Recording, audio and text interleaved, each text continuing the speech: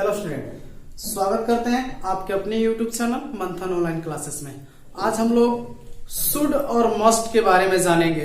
हालांकि शुड और मस्ट के बारे में आप लोग जानते होंगे, लेकिन एक बेसिक कंसेप्ट शुड और मस्ट में डिफरेंट क्या होता है उसके बारे में आज हम लोग अध्ययन करेंगे। तो बिना देर करते हुए चलिए शुरू करते हैं। आज हम लोग जानेंगे किसका, शुड और मस्ट का उपयोग। देखिए, शुड का मतलब अगर हिंदी देखा जाए तो हिंदी होता है चाहिए, ठीक, लेकिन मस्ट का भी होता है चाहिए।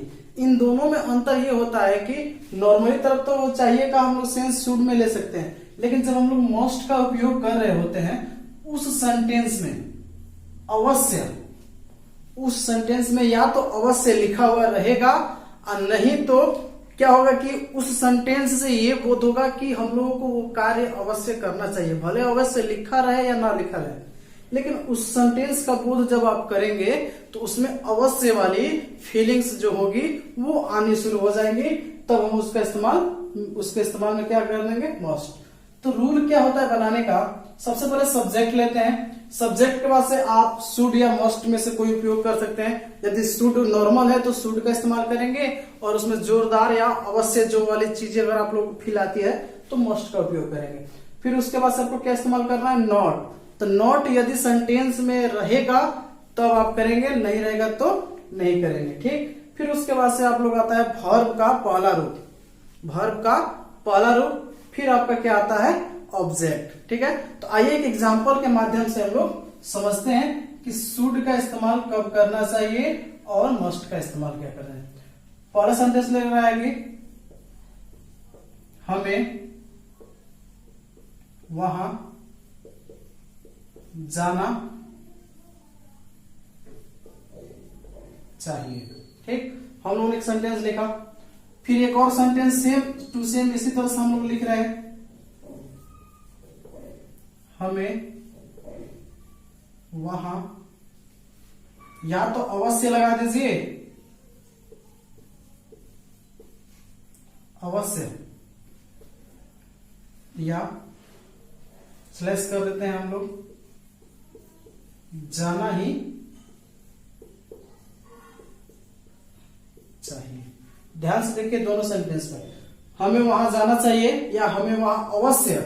यदि अवश्य अगर ये वर्ड नहीं रहता है, अगर इसको हटा देते हैं तो हमें वहां जाना ही चाहिए। यानी कि इस सेंटेंस में जोर दे के बोल रहा है कि हमें वहां जाना चाहिए, अवश्य जाना चाहिए, ऐसा बोध करा रहा है, ठीक है। तो चलिए हम लोग दोनों रूलों के अनुसार एक ट्रांसलेट करके देख लेते हैं। सबसे पहले हम लोग को सब्जेक्ट लगाना है। तो सब्जेक्ट आपका क्या है, हमें। तो हमें का अंग्रेजी क्या होता है, वी। हमें का अंग्रेजी क्या होता है, वी। फिर उसके बाद से शुड हमको इस्तेमाल, क्योंकि में अवश्य वाले वर्ड नहीं है तो हमको क्या हो जाएगा, वी शुड हो गया। नॉट इसमें है, नहीं है तो छोड़ देंगे। फिर लेंगे क्या, वर्ब का पहला रूप, इसमें जो कार्य हो रहा है वो हो रहा है जाने का। तो जाने का अंग्रेजी क्या हो गया, गो। बाकी जो बचा आपका तो वो बच गया वहां, तो वी शुड गो, और वहां का अंग्रेजी क्या हो जाएगा, देयर, ठीक। ये आपका सेंटेंस कंप्लीट हो गया। ठीक उसी प्रकार अगर हमें मस्ट वाला इस्तेमाल करना है तो हम बना देंगे, क्या हो जाएगा, वी मस्ट गो देयर, ठीक। We must go there. यदि नेगेटिव, अगर इसी सेंटेंसेस को हम लोग नेगेटिव के तौर पे देख लें, यदि इसी सेंटेंस को हम लोग नेगेटिव बनाना हो तो क्या बना सकते हैं, we should not go there.